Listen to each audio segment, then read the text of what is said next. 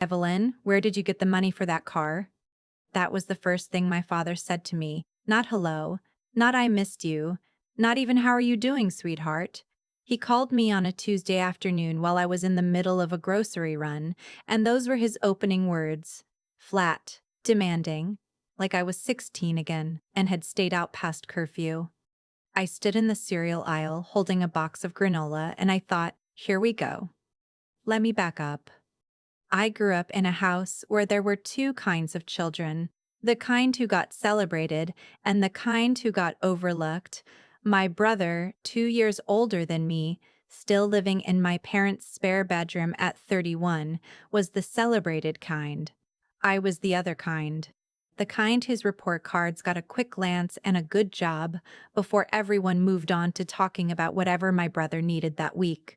The kind whose high school graduation dinner got cut short because he had a big pitch meeting the next morning that my parents needed to help him prepare for. Spoiler, the pitch went nowhere. Like every other idea he's had for the past decade. I don't say any of this to sound bitter. I'm past bitter. I'm saying it so you understand the baseline. So when I tell you what happened last spring, you'll know exactly how long this has been building. Growing up, I watched my parents treat my brother like he was made of something rare and breakable. Every setback he had was met with more money, more encouragement, more of course, you'll figure it out, honey. Every setback I had was met with, well, you're resourceful, you'll be fine. And you know what? They were right. I was fine. I became extremely fine, but not because they helped me. Because I learned very early that no one was going to hand me anything, so I'd better figure out how to get it myself. I put myself through college on a combination of scholarships, part-time work, and a small loan I paid back within 3 years of graduating. I got a job at a mid-sized tech company right out of school, kept my head down, built skills nobody could take from me. By the time I was 26, I was earning more than my father ever had at his peak. I didn't tell anyone in my family that. It wasn't their business.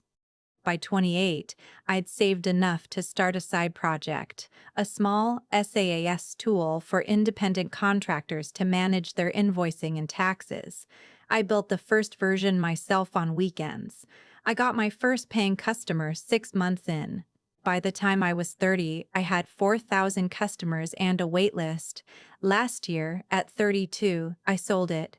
I'm not going to tell you the exact number because it's genuinely nobody's business, but I will say it was enough to change my life completely, enough to pay off my condo, enough to take a breath for the first time since I was 18 years old, and enough to buy the car I'd been thinking about for years. I didn't buy it to show off. I want to be really clear about that. I bought a Porsche 911 Silver, used, 3 years old, because I had wanted one since I was 22 years old and I had finally earned the right to want something and just go get it without asking permission from anyone. I drove it off the lot and I cried a little, and not in a sad way. In a, I built this from nothing and I did it alone kind of way. I posted one photo on Instagram. That was my mistake, apparently. My brother saw it, sent it to my mother sent it to my father, and 4 hours after I posted a single photo of a car I bought with money I earned, my father was calling me in a grocery store asking me where I got the money. I earned it, I said. Dad, I'm in the middle of something. Can we talk later? Your mother and I want to sit down with you. This weekend. Saturday. I almost laughed. A sit down about what? About the family, he said, like that explained anything, like the family was a corporation with quarterly reviews. I should have said no. But there's something about your father's voice, even when you're 32 years old, even when you've been independent for over a decade, even when you know better, there's something in it that still makes you feel like you should show up. Like maybe this time it'll be different. Like maybe this time they actually want to talk to you and not just talk at you. So I drove 2.5 hours on a Saturday morning. I pulled up to my parents' house in the Porsche and my father was standing in the driveway before I even turned off the engine. He looked at the car the way I imagine people look at something that confuses and offends them at the same time. My brother's truck, The one my parents bought him 2 years ago when he said he needed reliable transportation for his business, the business that has never once turned a profit, was parked on the street. Of course he was there. Of course. Inside, my mother had made coffee and set out a plate of the cookies she used to make when we were kids. For a second, just a second, I felt something hopeful. Then I sat down and my father looked at me with this expression I recognized. The one where he's already decided what the conversation is going to be about, and he's just waiting for you to catch up. And the hope went away. "We're glad you came," my mother started. "We need to talk about the situation," my father said. I looked between them. What situation? My brother was on the couch across from me, not making eye contact. That should have told me everything. "Your brother has a real opportunity right now," my father said. "A business partner reached out to him about a logistics venture. It's exactly the kind of thing he's been working toward." I waited. "He needs capital to get it off the ground. Startup costs, maybe $40,000–$50,000. There it was. I felt the whole thing settle into place like a puzzle piece I'd seen coming from across the room. The Instagram post, the phone call, the family meeting, the cookies. "You want me to give my brother $50,000, I said. "We want you to invest," my mother said quickly, "in family." "Mom," I set down my coffee cup very carefully, "I'm not going to do that." My father leaned forward. "Evelyn, you just spent, what, $80,000–$90,000 on a car. You clearly have money to spare. Your brother needs help." This is what families do. And here's where I have to stop for a second, because I need you to understand something. Before I tell you what happened next, before I tell you what I said and what came out in that room, I need to ask you something. Have you ever been in a moment where you finally realize that the story you've been telling yourself, "They love me, they just don't show it well, they're doing their best," is not actually the story? Where you understand, sitting in your parents' kitchen with a plate of childhood cookies in front of you, that you have been writing charitable footnotes to chapters that don't deserve them? Tell me where you're watching from right now. Tell me what time it is for you. Because I have a feeling some of you have been in that kitchen, not my parents' kitchen, yours. I'm going to tell you what my father said next, and I need you to be sitting down for it. I told him no again. I said I was sorry my brother was struggling, but I wasn't in a position to invest $50,000 in a venture I knew nothing about, with a partner I'd never heard of, through a brother who had not successfully completed a single business venture in 10 years of trying. I said it as kindly as I could. I said it looking my father in the eye. He said, "After everything we've done for you, I would think you'd want to give something back to this family." I said, "What have you done for me, Dad, specifically?" He didn't like that. He started listing things. "We raised you, we fed you, we kept a roof over your head," and I let him finish because those things are real and I'm not going to pretend they're not. But when he was done, I said, "Okay. And what did you do for me after I turned 18? Silence. "Because I put myself through college. I took out my own loan. I've never asked you for a single dollar since I graduated high school. So I'm just trying to understand what investment of yours I'm supposed to be giving back a return on." My mother started to cry. My brother finally looked at me, not with guilt, which is what I expected, but with this expression that was almost irritated, like I was being unreasonable, like I was the problem in this room. My father said, "You know we used your college savings." I went very still. "What?" "When your brother had his first business setback. You were 18, you had scholarships. We thought you wouldn't need it." I turned the words over in my head. "We thought you wouldn't need it." Like my college fund, money I'd been told since childhood was set aside for my education, was just a surplus account they could dip into when something more important came along. Like I was the family's emergency reserve. "How much?" I asked. My father mentioned a number. It was not a small number. I sat with that for a moment. I thought about the loan I'd taken out. The nights I worked 2 jobs in my junior year. The semester I lived on rice and frozen vegetables because I'd miscalculated my budget and was too proud, or maybe too trained, to ask anyone for help. I thought about all of it, and I thought about my brother in this house, fed and housed and funded, for the last 10 years. I thought about how my mother forgot my birthday last year. Not forgot, ignored. I sent her a text. She responded 3 days later with a heart emoji and a mention of how stressed she'd been because my brother was going through something. And I thought, I have been so patient. I have been so understanding. I have bent myself into so many charitable interpretations of this family that I have been pretending for years that the shape I bent into was the shape I naturally am. It wasn't. I stood up. I'm going to go, I said. My father stood too. We're not done. I am, I said, and I meant it in a way I hadn't meant much of anything in a long time. My mother said my name. My brother said nothing.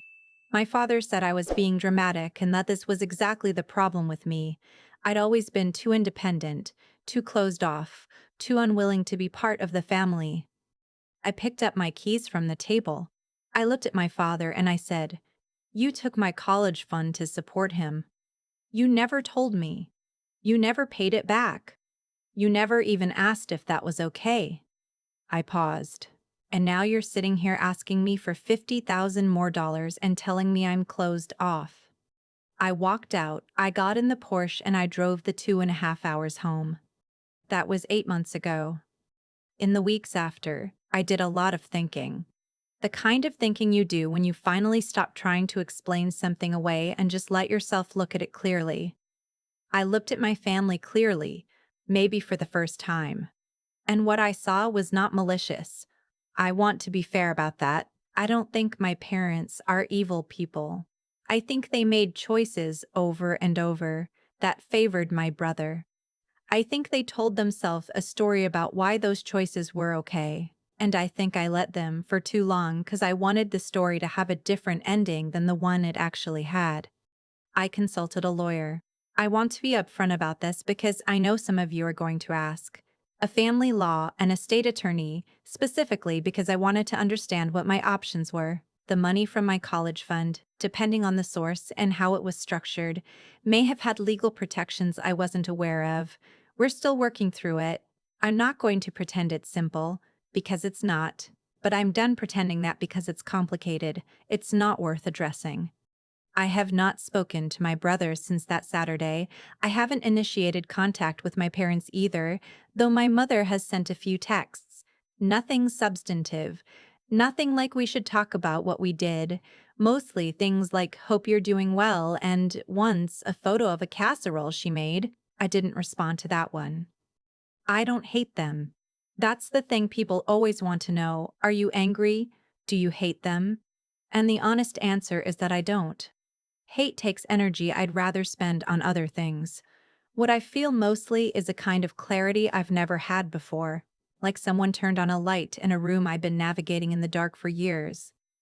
I can see where the furniture is now. I know where not to walk.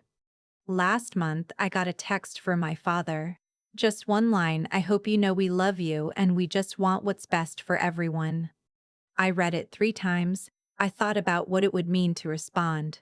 I thought about what everyone means in a family where everyone has never actually included me in an equal way. I didn't respond. Here's what I want you to take from this, if you've made it this far. And I think some of you have stayed because you recognize something in it. Maybe it's the birthday thing. Maybe it's the college fund thing. Maybe it's just the way it feels when you realize that the people who were supposed to see you have been looking just past you your whole life. You are not obligated to keep funding a story where you are the supporting character in someone else's narrative.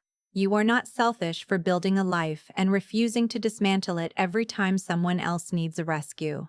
Taking care of yourself is not the same thing as failing your family. It took me 32 years to actually believe that. I'm telling you now, so maybe it takes you a little less time. The Porsche is still in my parking garage.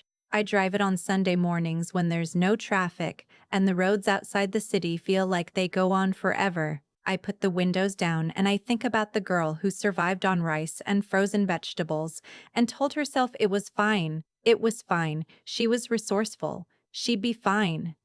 She was. She is. She just didn't have to do it alone, and nobody should have made her think otherwise.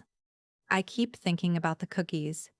My mother put them on a plate before I arrived that Saturday. The same ones she made when I was 8, 10, 12, the ones that always meant something good was about to happen.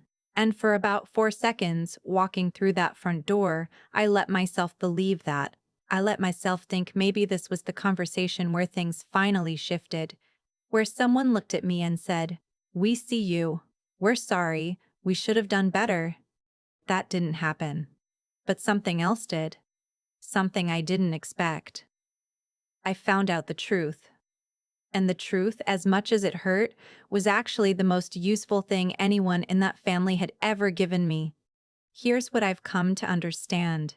The way things turn out is rarely random. My brother spent 10 years being handed resources he didn't earn, and he stayed exactly where he was. I spent 10 years building something from nothing, and I became someone I'm genuinely proud of. That's not luck working in opposite directions. That's what happens when comfort is given instead of earned versus earned instead of given. The outcome was baked into the pattern long before either of us understood what the pattern was. What I had to grow, and it didn't happen quickly and it didn't happen cleanly, was the wisdom to see the situation for what it was instead of what I needed it to be. For years, I interpreted my parents' behavior through the most generous possible lens because the alternative was too painful to sit with. Choosing to see clearly, finally, wasn't a failure of love. It was the most honest thing I'd done in a long time. Real understanding isn't comfortable. It asks you to set down the story you've been carrying and look at the actual facts. I should have done it sooner. I'm glad I did it when I did. And the part I'm most grateful for, the part I want to say plainly, is that I never stopped. I kept working when the acknowledgement never came. I kept building when no one in that house was watching or cheering or asking how it was going. There is something that gets forged in you when you learn to do hard things without an audience. I don't think I would trade it even now, even knowing what was taken from me. The resilience I built in those years is mine in a way that nothing funded by someone else's belief in me could ever be. My father is still waiting for me to respond to that last text. My mother sends the occasional check-in that says everything and nothing. My brother is probably on to the next venture by now. I drove out past the city limits last Sunday, windows down, the Porsche doing exactly what it was built to do on an open road. And I thought about Evelyn at 22, eating rice and frozen vegetables and telling herself she was fine. She deserved better. She got there anyway. And she did it by refusing, even when it was lonely, even when it cost her, to become someone who needed rescuing. That's the whole story. That's also the whole point.